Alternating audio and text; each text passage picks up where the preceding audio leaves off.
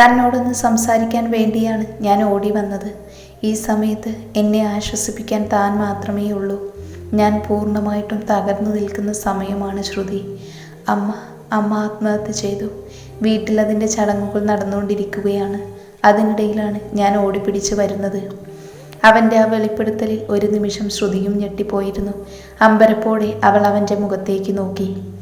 Sir എന്തൊക്കെയാണ് ഈ പറയുന്നത്? അമ്മയ്ക്ക് എന്തു പറ്റിയെന്നാണ് പറഞ്ഞത്?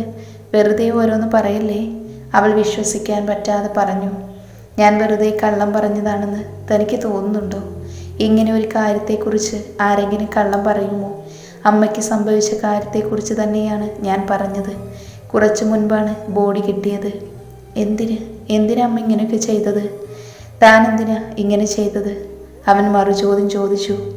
ഞാൻ ചെയ്തതിന് വ്യക്തമായ കാരണമുണ്ടല്ലോ, അത് സാറിനും അറിയാലോ. എന്ത് കാരണം? ആ വ്യക്തമായ കാരണം താനൊന്നും പറഞ്ഞേ.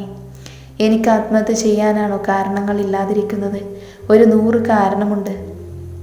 അതിലെന്ത് കാരണമാണ് ഞാൻ പറയേണ്ടത്? വളരെ ചെറിയ പ്രായത്തിൽ തന്നെ ഞാനൊരു കുടുംബത്തിൻ്റെ ഉത്തരവാദിത്തം മുഴുവൻ ചുമലിലേറ്റിയ ആളാണ് ഞാൻ. അതിലൊന്നും എനിക്കൊരു പരാതിയുമില്ല. അതൊക്കെ എൻ്റെ കടമായിട്ട് ഞാൻ കണ്ടിട്ടുള്ളൂ. വിദ്യാഭ്യാസം നഷ്ടപ്പെട്ടപ്പോഴും കൂടെയുള്ളവരൊക്കെ വളരെ സന്തോഷത്തോടെ നല്ല രീതിയിൽ പഠിച്ച് നല്ല ജോലിയിലേക്ക് പോയപ്പോഴും ഒക്കെ ഉള്ളുകൊണ്ട് വേദനിച്ചു. എന്നാൽ ഈശ്വരന്മാരോട് എന്നും പരീക്ഷിച്ചിട്ടേ ഉള്ളൂ. അതുകൊണ്ട് അതൊന്നും എനിക്ക് കുഴപ്പമായിരുന്നില്ല.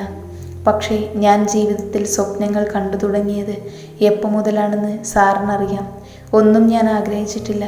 അങ്ങേയറ്റം ഞാൻ ആഗ്രഹിച്ചിട്ടുള്ള ഒരു കാര്യം അത് സാറ് മാത്രമായിരുന്നു. ഒരു തവണയല്ല, പലതവണ ഞാൻ സാറിനോട് ചോദിച്ചു.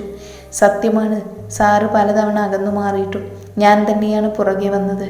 പക്ഷേ ഇനി എന്നെ തള്ളിപ്പറയുമോ എന്ന് പലകുറി ഞാൻ ചോദിച്ചിട്ടുണ്ട്. അപ്പോഴൊക്കെ കൂടെ ഉണ്ടാവും എന്ന് തന്നെയാണ് സാറ് പറഞ്ഞത്. എന്തിൻ്റെ പേരിലാണെങ്കിലും അവസാനം നമ്മൾ കണ്ടപ്പോൾ സാറ് പറഞ്ഞത് ഞാൻ സാറിൻ്റെ പണം കണ്ട് സാറിനെ പ്രണയിച്ചു എന്നാണ്. എന്നെ സംബന്ധിച്ചിടത്തോളം ഒരിക്കലും എനിക്ക് അംഗീകരിക്കാൻ പോലും പറ്റാത്തൊരു കാര്യമാണ് സാറ് പറഞ്ഞത്. മനസ്സിൽ പോലും ഞാനത് ചിന്തിച്ചിട്ടില്ല. മറ്റെന്ത് കാര്യം പറഞ്ഞിരുന്നു എങ്കിലും ഞാനത് ആ രീതിയിലെടുക്കുമായിരുന്നു. പ്രശ്നമാകുമായിരുന്നില്ല. പക്ഷേ ഞാൻ തോറ്റുപോയതുപോലെ ആയിരുന്നു സാർ സംസാരിച്ചത്. ഒരിക്കൽ പോലും സാറിൻ്റെ ഒരു രൂപ പോലും ഞാൻ ആഗ്രഹിച്ചിട്ടില്ല. സാറിൻ്റെ എല്ലാ പ്രശ്നങ്ങളും അറിഞ്ഞിട്ടും എനിക്ക് സാറിനെ ഇഷ്ടമായിരുന്നു. സാറിൻ്റെ പണം മോഹിച്ചിരുന്നുവെങ്കിൽ എനിക്ക് ആ പണം ലഭിക്കാനുള്ള എത്രയോ അവസരങ്ങൾ ഉണ്ടായിരുന്നു. പണം മോഹിച്ചായിരുന്നു ഞാൻ സാറിൻ്റെ പിന്നാലെ വന്നിരുന്നത് എങ്കിൽ എനിക്കപ്പോഴൊക്കെ അവസരങ്ങൾ ഉപകാരപ്പെടുത്താൻ മതിയായിരുന്നില്ലേ? അങ്ങനെ സാർ പറഞ്ഞപ്പോൾ ഞാനൊരു ചീത്ത പെൺകുട്ടിയാണെന്ന് എനിക്ക് തന്നെ തോന്നിപ്പോയി. സാറിൻ്റെ പിന്നാലെ ഇഷ്ടമാണെന്ന് പറഞ്ഞ് ഞാൻ നടന്നതുകൊണ്ടല്ലേ ഇങ്ങനെ കേൾക്കേണ്ടി വന്നത്. ആത്മാഭിമാനം നഷ്ടപ്പെട്ട ഒരു നിമിഷം പോലും ജീവിച്ചിരിക്കാൻ പാടില്ലെന്ന് പണ്ടൊരിക്കൽ എന്നോട് അച്ഛൻ പറഞ്ഞു തന്നിട്ടുണ്ട്. പെട്ടെന്ന് എൻ്റെ മനസ്സിലേക്ക് വന്നത് അതുതന്നെയാണ്. അതുകൊണ്ട് ഞാനിനി ജീവിച്ചിരിക്കുന്നതിൽ പോലും അർത്ഥമില്ലെന്ന് മനസ്സിലാക്കിയത്. മാത്രമല്ല, അമ്മയാണ് സാറിനോട് എൻ്റെ ജീവിതത്തിൽ നിന്ന് ഒഴിഞ്ഞു പോകണമെന്ന് പറഞ്ഞതെന്ന് എനിക്ക് മനസ്സിലായി. അമ്മയ്ക്കറിയാം, ജീവിതത്തിൽ ഒന്നിനു വേണ്ടിയും ഞാൻ ഇന്നുവരെ വാശി പിടിച്ച് സ്വന്തമാക്കിയിട്ടില്ല. കുട്ടിക്കാലത്തൊരു കളിപ്പാട്ടം കിട്ടാൻ വേണ്ടി പോലും ഞാൻ ആവശ്യമില്ലാതെ വഴക്കുണ്ടാക്കിയിട്ടില്ല. അങ്ങനെയുള്ള ഞാൻ ആദ്യമായിട്ടും അവസാനമായിട്ടും ആഗ്രഹിച്ച ഒന്നാണിത്. ആ ഇഷ്ടം അമ്മയ്ക്ക് വേണമെങ്കിൽ അംഗീകരിക്കാതിരിക്കാം. പക്ഷേ അതിനുവേണ്ടി അമ്മ കണ്ടുപിടിച്ച മാർഗങ്ങൾ അതെന്നെ വല്ലാതെ ഞെട്ടിച്ചു കളഞ്ഞു. ഈ ലോകത്തെന്നെ മനസ്സിലാക്കുന്ന ഒരു മനുഷ്യൻ പോലും ഇല്ലല്ലോ എന്ന് ചിന്തിച്ചു പോയപ്പോൾ ഇനി ജീവിക്കുന്നതിൽ അർത്ഥമില്ലെന്ന് തന്നെ എനിക്ക് തോന്നി. അതുകൊണ്ട് ഞാൻ ജീവിതം അവസാനിപ്പിക്കാൻ തീരുമാനിച്ചത്. ആത്മാഭിമാനം നഷ്ടപ്പെട്ട് ചുറ്റുമുള്ളവർക്ക് ഒരു പരിഹാസപാത്രമായിട്ട് എന്തിനാ ഞാൻ ജീവിക്കുന്നത്? അതിൻ്റെ ആവശ്യമില്ലെന്ന് തോന്നിയതുകൊണ്ട് ഞാൻ ഈ ജീവിതം അവസാനിപ്പിക്കാൻ വേണ്ടി തീരുമാനിച്ചത്. എന്നെ പോലെയുള്ളവരൊക്കെ ഈ ലോകത്തിനൊരു ഭാരമാണെന്ന് എനിക്ക് തന്നെ തോന്നി തുടങ്ങി. അതുകൊണ്ട് മാത്രം അവൾ കരഞ്ഞു പോയിരുന്നു. ഞാൻ തന്നോട് പറഞ്ഞത് തന്നെ വലിയ തെറ്റാണ്. പക്ഷേ താൻ ഒരിക്കലും എൻ്റെ പണം മോഹിച്ചല്ല എൻ്റെ പിന്നാലെ വന്നതെന്ന് തന്നേക്കാൾ നന്നായി എനിക്കറിയാം. താൻ ആ നിമിഷം അവിടെ നിന്ന് പോകാൻ വേണ്ടി തന്നോട് ഒന്ന് ജയിക്കാൻ വേണ്ടി മാത്രമാണ് ഞാനത് പറഞ്ഞതെന്ന് തനിക്ക് നന്നായിട്ടറിയാം. എന്നിട്ടും എന്നെ ഒന്ന് മനസ്സിലാക്കുക പോലും ചെയ്യാതെ താൻ ഇങ്ങനെയൊരു കാര്യം ചെയ്യാൻ പാടില്ലായിരുന്നു. തൻ്റെ മാനസികാവസ്ഥ എനിക്ക് മനസ്സിലാവും. ഞാൻ അതിനെക്കുറിച്ചൊന്നും പറയുന്നില്ല. ഞാൻ കാരണം തനിക്ക് വന്നുപോയ വിഷമത്തിന് തൻ്റെ കാലിൽ പിടിച്ച് മാപ്പ് പറയാനും ഞാൻ ഒരുക്കമാണ്. ഇനി മറ്റൊരു കാര്യം കൂടി പറയാം. തനിക്ക് എന്തെങ്കിലും സംഭവിച്ചിരുന്നെങ്കിൽ തനിക്കൊപ്പം തന്നെ ഞാനും വന്നേനെ. അമ്മ മരണപ്പെട്ടതിൻ്റെ കാരണം താൻ അറിയണം. അത് തന്നോടൊന്ന് പറയാൻ കൂടിയാണ് ഞാൻ ഇങ്ങോട്ട് വന്നത്. കുറച്ച് നിമിഷങ്ങൾക്ക് മുൻപ് താൻ അറിഞ്ഞ സത്യങ്ങളും തൻ്റെ ജീവിതത്തിൽ സംഭവിച്ച കാര്യങ്ങളുമെല്ലാം ഒറ്റ ശ്വാസത്തിൽ തന്നെ അവളോട് അവൻ തുറന്നു പറഞ്ഞിരുന്നു. അവളോട് കുറേ സമയം സംസാരിച്ചപ്പോഴാണ് അവനും തൻ്റെ മാനസികാവസ്ഥയിൽ ഒരു അയവ് വരുന്നത് മനസ്സിലാക്കാൻ സാധിച്ചത്. അതേസമയം കേട്ടറിഞ്ഞ സത്യങ്ങളുടെ നടുക്കത്തിലായിരുന്നു ശ്രുതി. മല്ലിക അങ്ങനെ ചെയ്യുമെന്ന് അവൾക്ക് വിശ്വസിക്കാൻ സാധിച്ചിരുന്നില്ല. ഈ സാഹചര്യത്തിൽ അവൻ എത്രത്തോളം വേദനിക്കുന്നുണ്ടാവുമെന്ന് അവൾക്ക് മനസ്സിലാക്കാൻ കഴിയുന്നുണ്ടായിരുന്നു. താൻ കൂടി അവനെ വേദനിപ്പിക്കുന്നത് ശരിയല്ല എന്ന് അവൾക്ക് തോന്നി. ഒരുപക്ഷെ താൻ അനുഭവിച്ചതിനേക്കാൾ 100 ഇരട്ടി വേദനകൾ ഈ കഴിഞ്ഞ കുറച്ച് ദിവസങ്ങൾ കൊണ്ട് അവൻ അനുഭവിച്ചിട്ടുണ്ടാകുമെന്ന് അവൾക്ക് ഉറപ്പായിരുന്നു. ഏറെ ആർദ്രമായി അവൾ അവൻ്റെ കൈകൾക്ക് മുകളിലേക്ക് തൻ്റെ കൈകൾ വെച്ചു. വിഷമിക്കാതിരിക്ക്, സംഭവിച്ചതൊക്കെ നല്ലതിനാണെന്ന് കരുതിയാൽ മതി. അമ്മ ചെയ്തതിനൊന്നും ഞാൻ ന്യായീകരിക്കില്ല. എത്ര വലിയ സ്നേഹത്തിൻ്റെ പേരിലാണെങ്കിലും അമ്മ ഒരിക്കലും സാറിനോട് ഇങ്ങനെ ചെയ്യാൻ പാടില്ലായിരുന്നു. വലിയ തെറ്റ് തന്നെയാണ്. പക്ഷേ ഒരു അമ്മയാവാൻ ഒരുപാട് മോഹിച്ചൊരു സ്ത്രീ അവർക്കതിന് സാധിക്കാതെ വന്നപ്പോൾ സ്വന്തം മകനെ പോലെ അവർ കണ്ട ഒരാൾ തന്നിൽ നിന്നും അകന്നു പോവരുത് എന്ന് സ്വാർത്ഥമായിട്ട് ആഗ്രഹിച്ചു പോയ ഒരാൾ അവർ കാട്ടിക്കൂട്ടിയ ചെയ്തികളായിട്ട് മാത്രമേ നമുക്കിതിനെ കാണാൻ സാധിക്കുകയുള്ളൂ. ഈ നിമിഷം അവരോട് ക്ഷമിച്ചു കൊടുക്കുക മാത്രമാണ് നമുക്ക് ചെയ്യാൻ സാധിക്കുന്നത്. അവരുടെ ആത്മാവിന് മോക്ഷം കിട്ടാൻ വേണ്ടി അവിടെ എല്ലാ കാര്യങ്ങളും നോക്കി അമ്മയുടെ കർമ്മങ്ങൾ ചെയ്യാൻ സാറുണ്ടാവണം. അവസാന നിമിഷം അവരുടെ ആത്മാവ് ആഗ്രഹിച്ചിട്ടുണ്ടാവുക അതായിരിക്കും. പ്രതികാരം നമ്മൾ ചെയ്യേണ്ടതല്ല, അത് ഈശ്വരൻ ചെയ്യേണ്ടതാണ്. ഒന്നുമല്ലെങ്കിലും സാറിനെ ഒരുപാട് ഇഷ്ടപ്പെട്ടൊരമ്മയാണ്.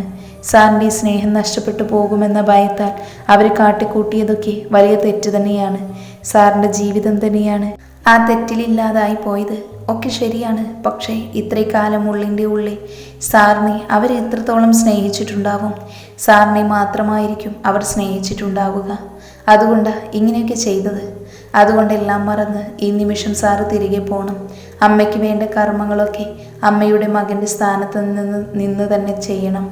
ഇല്ലെങ്കിൽ ആ ആത്മാവിന് മോക്ഷം കിട്ടില്ല. കർമ്മങ്ങൾ ചെയ്ത് ഏറെ സമാധാനത്തോടെ ആ അമ്മയെ യാത്ര അയച്ച് തിരികെ പോര്. ഇവിടെ കാത്തിരിക്കാൻ ഞാനുണ്ടാവും. എനിക്കിപ്പോൾ അത്ര വലിയ കുഴപ്പങ്ങളൊന്നുമില്ലല്ലോ. സാറിപ്പോൾ ഉണ്ടാവേണ്ടത് അവിടെയാണ്. അമ്മയുടെ ആത്മാവ് പോലും അതാണ് ആഗ്രഹിക്കുന്നത്. ഒരു കണക്കിന് അമ്മ ത്യാഗം ചെയ്ത് എനിക്ക് ജീവൻ തിരിച്ചു തന്നതാണെന്ന് വേണമെങ്കിൽ നമുക്ക് വിശ്വസിക്കാം.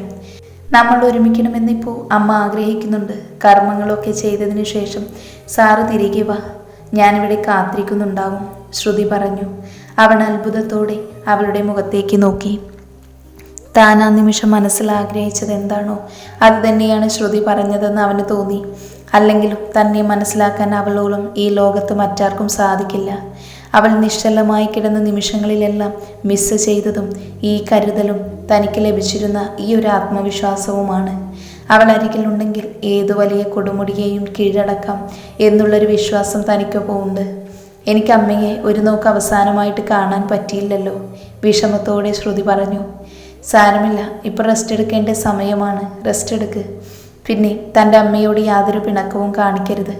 ഈ സമയങ്ങളിലൊക്കെ തൻ്റെ അമ്മ എത്രയൊക്കെ വേദനിച്ചിട്ടുണ്ട് എന്ന് ഞാൻ നേരിട്ട് കണ്ടതാണ്. തൻ്റെ അമ്മയുടെ സ്ഥാനത്ത് ആരാണെങ്കിലും ഇങ്ങനെയൊക്കെ ചെയ്യും. ഏതൊരമ്മയും സ്വാർത്ഥമായിട്ട് ചിന്തിക്കുന്നത് പോലെ തൻ്റെ അമ്മയും ചിന്തിച്ചു. നാളെ താനൊരു അമ്മയായി തനിക്കൊരു മകൾ പിറന്നാൽ താനും ഇങ്ങനെ തന്നെ ചിന്തിക്കും. അതിനൊരിക്കലും നമുക്ക് അവരെ കുറ്റം പറയാൻ പറ്റില്ല. ഒരു കുഞ്ഞ് ജനിക്കുന്ന നിമിഷം മുതൽ അതിൻ്റെ അച്ഛനും അമ്മയും ഒരുപാട് സ്വപ്നങ്ങൾ കാണും. ഒരു ജീവിതകാലം മുഴുവൻ സ്വപ്നം കാണും. ആ സ്വപ്നങ്ങൾ നടക്കാതെ വരുമ്പോൾ പല മാതാപിതാക്കളും തകർന്നു പോകും. തൻ്റെ അമ്മയെ സംബന്ധിച്ചിടത്തോളം ഒരുപാട് സ്വപ്നങ്ങളൊന്നും തൻ്റെ കാര്യത്തിൽ കണ്ടിട്ടുണ്ടാവില്ല. നല്ലൊരു കുടുംബജീവിതം തനിക്ക് ലഭിക്കണമെന്ന് അമ്മ ഒരുപാട് ആഗ്രഹിച്ചിട്ടുണ്ട്. അത് ലഭിക്കാതെ വന്ന നിമിഷം അമ്മയ്ക്ക് സങ്കടം സ്വാഭാവികമായിട്ടുണ്ടാകും. അതിൻ്റെ കാരണക്കാരനായി എന്നോട് ദേഷ്യവും തോന്നും. പിന്നെ മകൾക്ക് മരണം കൂടി സംഭവിക്കുമെന്നറിഞ്ഞ ഏതമ്മയാ സമാധാനത്തോടെ ഇരിക്കുന്നത്? ആ സമയത്ത് ഒരമ്മ ചെയ്യേണ്ടതെന്തോ അത് മാത്രമാണ് തൻ്റെ അമ്മയും ചെയ്തത്. മാത്രമല്ല, തൻ്റെ അമ്മയോട് എൻ്റെ ദോഷങ്ങളെപ്പറ്റി പറഞ്ഞത് മറ്റാരുമല്ല, എൻ്റെ സ്വന്തം അമ്മയെന്ന് തൻ്റെ അമ്മ വിശ്വസിക്കുന്ന ഒരാളാണ്. അപ്പോൾ സ്വന്തം മകളെ രക്ഷിക്കാനുള്ള അമ്മയുടെ പോരാട്ടം വർദ്ധിക്കുക മാത്രമേ ചെയ്യുകയുള്ളൂ.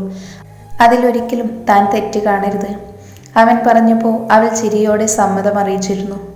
എനിക്കറിയാം അമ്മ ഒരിക്കൽ പോലും എൻ്റെ ദോഷത്തിന് വേണ്ടി ഒന്നും ചെയ്യില്ലെന്ന്. സാറ് പറഞ്ഞതുപോലെ അമ്മയുടെ സ്ഥാനത്ത് ഞാനായിരുന്നുവെങ്കിലും ചിലപ്പോൾ ഇങ്ങനെ തന്നെ ചെയ്തേനെ. എനിക്ക് അമ്മയുടെ വിഷമവും ആകുലതകളുമൊക്കെ ഇപ്പോൾ മനസ്സിലാക്കാൻ സാധിക്കുന്നുണ്ട്. അതുമതി, താൻ പറഞ്ഞതുപോലെ ഞാൻ ചടങ്ങുകളൊക്കെ തീർത്ത് പെട്ടെന്ന് മടങ്ങി വരാം. അവളുടെ കവിളിൽ അരുമയായി തലോടി ബെഡിലിരുന്ന് ക്ഷീണിതമായി അവളുടെ കൈകളെടുത്ത് നെഞ്ചിലേക്ക് ചേർത്ത് പിടിച്ച് അവൻ അവളുടെ മുഖത്തേക്ക് നോക്കി പറഞ്ഞു, ഐ ലവ് യു ശ്രുതി. താനില്ലാതെ ഒരു നിമിഷം പോലും ഈ ഭൂമിയിൽ എനിക്ക് ജീവിക്കാൻ സാധിക്കില്ല. നെഞ്ചിൽ ചേർത്ത് പിടിച്ച് അവളുടെ കൈകൾ ചുണ്ടിൽ മുട്ടിച്ചുകൊണ്ട് അവൻ പറഞ്ഞപ്പോൾ അവളുടെ കണ്ണുകളിൽ നിന്നും കണ്ണുനീർ ഉതിർന്നു വീണിരുന്നു. അവൻ്റെ വിരലുകൾ ആ നിമിഷം തന്നെ ആ കണ്ണുനീരിനെ കൈകളിൽ ഏറ്റുവാങ്ങി വളരെ ആർദ്രമായ കണ്ണുകൾ തുടച്ചു. ഒരിക്കൽ കൂടി മൗനമായി യാത്ര പറഞ്ഞ് അവൻ ആ മുറിയിൽ നിന്ന് പുറത്തേക്ക് ഇറങ്ങുമ്പോൾ അക്ഷമയായി പുറത്ത് അജിത കാത്തു നിൽക്കുന്നുണ്ടായിരുന്നു. അവൾ എന്തു പറഞ്ഞു മോനെ? സംസാരിക്കുന്നുണ്ടോ? അവൾക്ക് കുഴപ്പമൊന്നുമില്ലല്ലോ അല്ലേ? പ്രതീക്ഷയോടെ അവൻ്റെ മുഖത്തേക്ക് നോക്കി അവർ ചോദിച്ചു. ഒരു കുഴപ്പവുമില്ല അമ്മേ. വളരെ സന്തോഷത്തോടെ സംസാരിച്ചു. അമ്മ പേടിക്കേണ്ട, ഞാൻ എല്ലാ കാര്യങ്ങളും ശ്രുതിക്ക് പറഞ്ഞു കൊടുത്തിട്ടുണ്ട്. ശ്രുതിക്ക് അമ്മയോടൊരു പിണക്കവുമില്ല, മറിച്ച് ചെയ്തു പോയതിൽ കുറ്റബോധം മാത്രമേ ഉള്ളൂ. അമ്മയുടെ സങ്കടവും ആകുലതയും ഒക്കെ ഇപ്പോൾ എനിക്ക് മനസ്സിലാക്കാൻ സാധിക്കുന്നുണ്ടെന്നാണ് ശ്രുതി പറഞ്ഞത്. അമ്മ കയറി ശ്രുതിയെ കണ്ടോളൂ. പിന്നെ നല്ലതായി ശ്രദ്ധിക്കേണ്ട സമയമാണ്. അമ്മ ശ്രുതിക്കൊപ്പം തന്നെ നിൽക്കണം. എനിക്ക് 2-3 ദിവസത്തേക്ക് ഇവിടേക്ക് വരാൻ പറ്റില്ല. അതെന്താ മോനെ? മനസ്സിലാവാത്തതുപോലെ അവർ അവൻ്റെ മുഖത്തേക്ക് നോക്കി ചോദിച്ചു. അത് എൻ്റെ അമ്മയ്ക്കൊരു അപകടം സംഭവിച്ചു. ഞാനിപ്പോൾ അവിടെ വേണം. എല്ലാ കാര്യങ്ങളും ഞാൻ വിശദമായിട്ട് ശ്രുതിയോട് പറഞ്ഞിട്ടുണ്ട്. ശ്രുതി ആ കാര്യങ്ങളൊക്കെ അമ്മയോട് പറയും. ഒക്കെ കേട്ടതിന് ശേഷം മാത്രം ഞങ്ങളുടെ കാര്യത്തിൽ അമ്മ ഒരു തീരുമാനമെടുത്താൽ മതി. നിങ്ങളുടെ കാര്യത്തിൽ ഇനി എനിക്ക് പ്രത്യേകിച്ചൊരു തീരുമാനമെടുക്കേണ്ട ആവശ്യമില്ല മോനെ. നിങ്ങൾ ഒരുമിക്കണമെന്നുള്ളത് ദൈവത്തിൻ്റെ നിശ്ചയമാണ്. അതങ്ങനെ തന്നെ സംഭവിക്കണം. ഞാനെന്നല്ല, ആരൊക്കെ എതിർത്താലും നിങ്ങൾ ഒരുമിക്കുക തന്നെ ചെയ്യും. കാരണം ദൈവമായിട്ട് കൂട്ടിച്ചേർത്തതാണ് നിങ്ങളെ. മരണത്തെ പോലും അതിജീവിച്ച് എൻ്റെ മകൾ തിരിച്ചു വന്നത് നിന്നോടൊപ്പം ജീവിക്കാൻ വേണ്ടി തന്നെയാണ്. അതിനി ഞാനായിട്ട് തടസ്സം നിൽക്കില്ല. മാത്രമല്ല, ഏതൊരമ്മയും ആഗ്രഹിക്കുന്നത് പോലെ ഏറ്റവും സുരക്ഷിതമായ കൈകളിലേക്കാണ് ഞാൻ എൻ്റെ മകളെ ഏൽപ്പിക്കുന്നത്. അതിനപ്പുറം ഈ ജന്മത്തിൽ എനിക്കൊരു സമാധാനത്തിൻ്റെയും ആവശ്യമില്ല. നിന്റെ കൈകളിൽ അവൾ സന്തോഷവതിയും സുരക്ഷിതയുമായിരിക്കുമെന്ന ബോധം എനിക്കുണ്ട്. ഇഷ്ടപ്പെട്ട ആൾക്കൊപ്പം ജീവിക്കാൻ സാധിക്കുക എന്ന് പറയുന്നത് ഒരു പെണ്ണിനെ സംബന്ധിച്ചിടത്തോളം വലിയ കാര്യം തന്നെയാണ്. അവൻ്റെ മോൾക്ക് ലഭിക്കണമെന്ന് തന്നെയാണ് ഞാൻ ആഗ്രഹിക്കുന്നത്. അതുകൊണ്ട് മോനെ, ഈ ഒരു കാര്യമോർത്ത് പേടിക്കേണ്ട. എല്ലാ പ്രശ്നങ്ങളും മാറ്റി മോൻ തിരിച്ചു വാ. ഞാനും ശ്രുതിയും ഇവിടെ മോന് വേണ്ടി കാത്തിരിക്കും. ഒരു ചടങ്ങിൻ്റെ ആവശ്യം പോലും ഉണ്ടെന്ന് എനിക്ക് തോന്നുന്നില്ല. അവളുടെ ആരോഗ്യം ശരിയായ നിങ്ങൾ ഏതെങ്കിലും ഒരു അമ്പലത്തിൽ വെച്ച് താലി കെട്ടുക. അതിനുശേഷം സന്തോഷകരമായിട്ട് ജീവിക്കുക. വിവാഹത്തിൻ്റെ ആർഭാടത്തിലും സ്വർണത്തിൻ്റെ തൂക്കത്തിലുമല്ല കാര്യം. ഇഷ്ടപ്പെടുന്ന 2 പേര് എങ്ങനെ ജീവിക്കുന്നു എന്നതിലാണ്. നിങ്ങൾ ആഗ്രഹിച്ചതുപോലെ ഒരുപാട് സന്തോഷത്തോടെ നിങ്ങൾ 2 പേരും ഒരുപാട് കാലം ഒരുമിച്ച് ജീവിക്കണം. അമ്മയ്ക്ക് അതുമാത്രമാണ് ഇപ്പോഴുള്ള ആഗ്രഹം. എൻ്റെ മോള് ആഗ്രഹിച്ചത് നിന്നെ മാത്രമാണ്. ഇത്രയും നല്ല മനസ്സിനുടമയായ നിന്നെ പോലെ ഒരാളെ അവൾ ഇഷ്ടപ്പെട്ടെങ്കിൽ ഞാൻ എങ്ങനെയാണ് അവളെ തെറ്റു പറയുന്നത്? ഈ 2 ദിവസക്കാലം അവൾക്ക് വേണ്ടി നീ അനുഭവിച്ച വേദന എത്രത്തോളമായിരുന്നു എന്ന് ഞാൻ നേരിട്ടറിഞ്ഞതല്ലേ. ഞാൻ അവളെ പൂർണ്ണ മനസ്സോടെ നിന്റെ കൈകളിലേക്ക് ഏൽപ്പിച്ചു തരികയാണ്. ഒരിക്കലും കൈവിട്ട് കളയരുത്. എൻ്റെ മോൾ അവളുടെ ജീവനേക്കാൾ കൂടുതലായി നിന്നെ സ്നേഹിക്കുന്നുണ്ട്. ഈ ലോകത്തിലുള്ള മറ്റെന്തിനേക്കാളും വലുതായി അവൾ നിന്നെ കരുതുന്നു. മറിച്ച് അവൾക്ക് വേണ്ടി ജീവൻ പോലും നഷ്ടപ്പെടുത്താൻ തയ്യാറായി നീയും അവളെ സ്നേഹിക്കുന്നു. നിങ്ങളുടെ സ്നേഹത്തിന് മുൻപിൽ പ്രപഞ്ച ശക്തികൾ പോലും തോറ്റു നിൽക്കുകയാണ്. നിങ്ങളുടെ സ്നേഹം കണ്ട് ഈശ്വരന്മാർക്ക് പോലും അസൂയ തോന്നിയിട്ടുണ്ടാവും എന്നെനിക്ക് തോന്നുന്നത്. അതുകൊണ്ട് ഇത്രത്തോളം നിങ്ങളെ വേദനിപ്പിച്ചത്. പക്ഷേ ആ മരണത്തെ പോലും തോൽപ്പിച്ചുകൊണ്ട് നിങ്ങളെ ജീവിതത്തിലേക്ക് തിരികെ വന്നു. ഇനി ആ ജീവിതം മനോഹരമായിട്ട് ജീവിച്ചു തീർക്കുക. അത് കാണുന്നതാണ് അമ്മയ്ക്കും സന്തോഷം. അജിത് അത് പറഞ്ഞ നിമിഷം അവൻ്റെ കണ്ണുകളിൽ പുതിയൊരു പ്രതീക്ഷയുടെ നാളം മിന്നിമറയുന്നത് കാണാമായിരുന്നു.